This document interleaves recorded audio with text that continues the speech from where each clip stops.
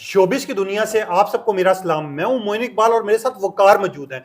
कल से एक ट्रेंड चल रहा है, सैफ अली खान। लेटेस्ट अपडेट्स आती जा रही हैं जो कि हर टाइम पे हम आपके सामने भी रख रहे हैं। इसके अलावा अलीमा का भी इंटरव्यू किया, लेटेस्ट अपडेट से भी आपको आगाह किया। एक ही नाम चाह रहा है, सैफ अली खान। मगर लोगों की ओपिनियंस जो हैं, लोगों के ख्यालात जो हैं, वो सुन के आप हैरान हो जाएंगे। और जो रिपोर्ट्स हमारे सामने आई हैं, असल में टारगेट जो है सैफ को नहीं किसी और को करना था। उससे सिलसिले में मेरे साथ वकार मौजूद है। वकार, टाइम देने का बहुत शुक्रिया। पहले क्या कहेंगे जब सैफ की खबर आपके सामने आई? यार पाकिस्तान में जब भी इंडियन किसी एक्टर की खबर आती है और इस तरह की आती है तो एक पहली चीज़ जो क्लिक करती है वो यही होती है कि शायद ये कोई मजहबी मसला ना हो, कहीं पर कोई इस वजह से टारगेट ना किया गया हो कि वो शायद मजहब का इशू हो। दूसरा, बीजेपी की वहाँ पर हुकूमत है और बीजेपी के वो लोग जो कि वो एक उनका वो गले में कलर होता है, वो उसे एक उनका झंडा है, झंडा है। ठीक है, उसे वो दिखाते हैं और वो उसके ऊपर उनका माइंडसेट यही होता है कि वो एंटी हिंदुइज्म कोई भी अगर कोई चीज होती है तो वो उसको टारगेट करते हैं। इससे पहले हमने देखा बहुत सी मूवीज के पोस्टर जलाए गए, बहुत से एक्टर्स को धमकियां दी गई। लॉरेंस बिश्नोई और इसका गैंग जो है वो भी सिर्फ इसी वजह से एक्टर्स को थ्रेट्स देता रहा। सलमान खान को थ्रेट्स देता रहा, शाहरुख खान को थ्रेट्स देते थे।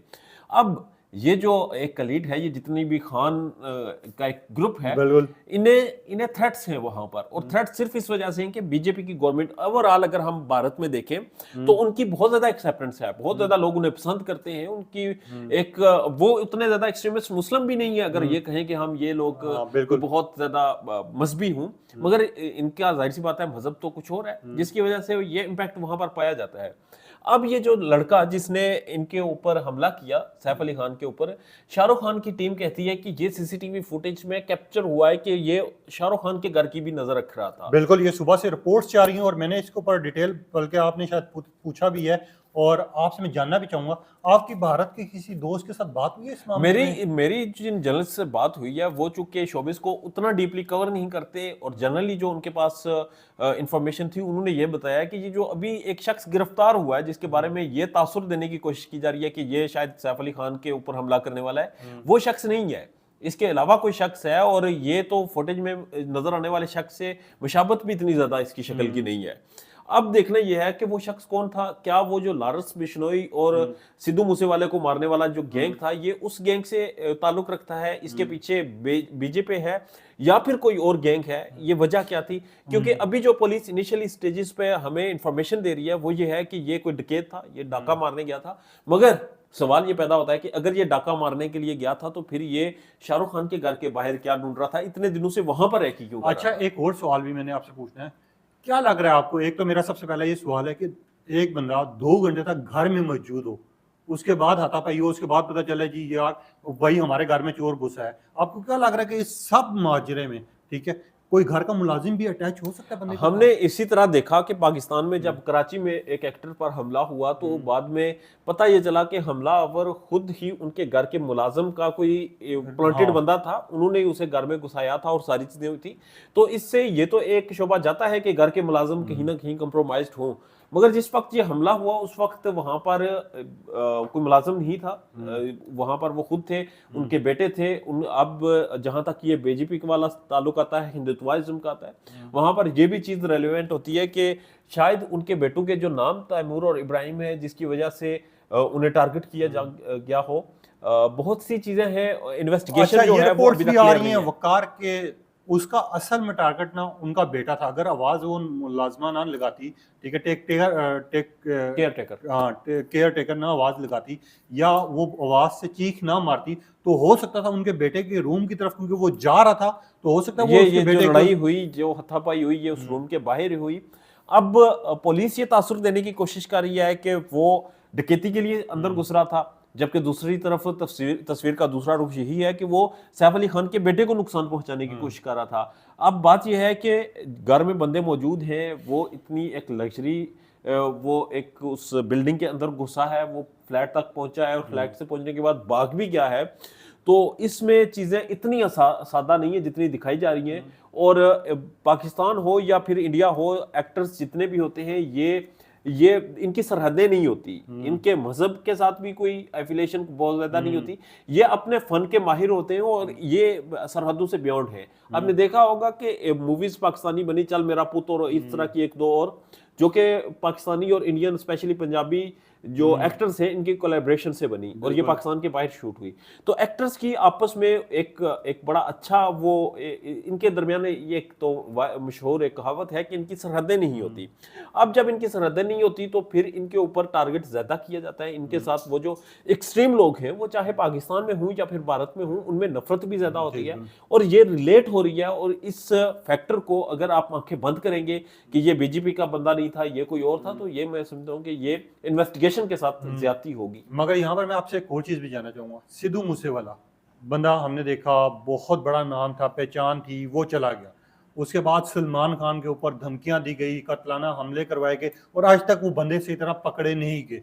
ठीक है, अब ये जो सैफ अली खान है, ये वीआईपी जगह पे रहते थे, सिक्योरिटी थी, सब चीजें थी, हमने इस तरह भी देखा। और एक एक्टर का बयान भी है इसके ऊपर कि 1 महीना पहले मैंने सैफ को आगाह किया था कि आप लोग अपनी सिक्योरिटी बढ़ाएं, आपके साथ कोई ना कोई काम हो सकता था। मगर मुझे एक चीज अभी तक समझ नहीं आ रही वकार, कि एक बंदा आता है, घर में घुसता है, हाथापाई भी होती है, जानलेवा हमला भी होता है, वो वहां से भाग भी जाता है और अभी तक वो ना तो पुलिस के अत्याचार है, ना वहां एजेंसियों के अत्याचार है, न ही किसी और के। मगर दूसरी साइड पर सवाल ये भी उठाया जा रहा है कि जब से सैफ 1 साल पहले या पता नहीं कुछ अर्सा पहले लोगों ने गाइड किया इस चीज को और लोग ट्वीट्स भी कर रहे थे कि जब से मोदी सरकार से मिल गया सैफ के ऊपर, इस टाइम पर ना इसके ऊपर कहीं ना कहीं पे दोबारा इसके ऊपर हमला हो सकता है। हाँ, ये है कि आप देखें, एक तरफ उनके बेटों के नाम इब्राहिम और तैमूर हैं, दूसरी जानब उनके ऊपर शुबा ये भी है कि बीजेपी के किसी शख्स ने हमला किया हो, तीसरी जानब ये भी शुबा है कि किसी और एक्सट्रीमिस्ट ग्रुप ने हमला किया हो, क्योंकि वो मोदी से मिला। मोदी का जो इमेज है वो बहुत एक एक्सट्रीम का है कि हिंदुइज्म की तरफ से एक्सट्रीम है। तो अब इसके ऊपर इन्वेस्टिगेशन जो है वो चोरी के वो एक एंगल से की जा रही है। इसके ऊपर इन्वेस्टिगेशन इस एंगल से नहीं की जा रही जिस एंगल में पहले से ही बॉलीवुड इंडस्ट्री को नुकसान का सामना करना पड़ रहा है, वहां के एक्टर्स को, वहां के स्टार्स को नुकसान का सामना करना। अच्छा, नहीं, मैं आप लोगों को एक चीज वाजे भी कर देता हूँ कि सैफ की अभी जान तो माशाल्लाह बच भी गई है, काफी हद तक इम्प्रूव भी कर रहे हैं, हॉस्पिटल में वो मौजूद हैं। मगर यहाँ पर रिक्शा ड्राइवर का एक बयान चला हुआ, मैंने पिछली वीडियो में सुनवाया भी, आप जाके देख भी सकते हैं, जिसमें रिक्शा ड्राइवर ने, बल्कि मजे की बात बताता हूँ वकार, कल आती है फुटेज रिक्शा ड्राइवर की ना, जिस टाइम उनके घर की सीसीटीवी फुटेज निकालते हैं, वो आउट करते हैं, उसके बाद देखते हैं कि हम एक घर के बाहर रिक्शा खड़ा है। पहले तो लोगों ने कहना शुरू कर दिया कि अक्सर में ये रिक्शा ड्राइवर जो है यही कातिल था, यही चोर था, इसी का रिक्शा था। मगर रिक्शा ड्राइवर का जब बयान सामने आया तो वैसे इंसानियत पे भी बंदे को सलाम पेश करना चाहिए कि उसका बयान के बकौल, उसके बकौल, कि जब सैफ को लाया गया और जब वो लेके आ रहे थे, मुझे नहीं पता था सैफ है, क्योंकि मैं सैफ को खुद पसंद उसे इतना पता था कि इंजर्ड बंदा है और वो 7 से 8 मिनट के दरमियान उसे हॉस्पिटल पहुंचाया उसने बड़े अच्छे से जिम्मेदारी के साथ। अब देखें, इसमें कोई शक नहीं कि भारत की फिल्म इंडस्ट्री दुनिया की बेहतरीन और अच्छी फिल्म इंडस्ट्रीज में से एक है। भारत में जो फनकार हैं, जो अदाकार हैं, जो स्टार्स हैं, वो दुनिया के बेहतरीन अदाकारों में एक हैं, उनका काम बहुत परफेक्ट है।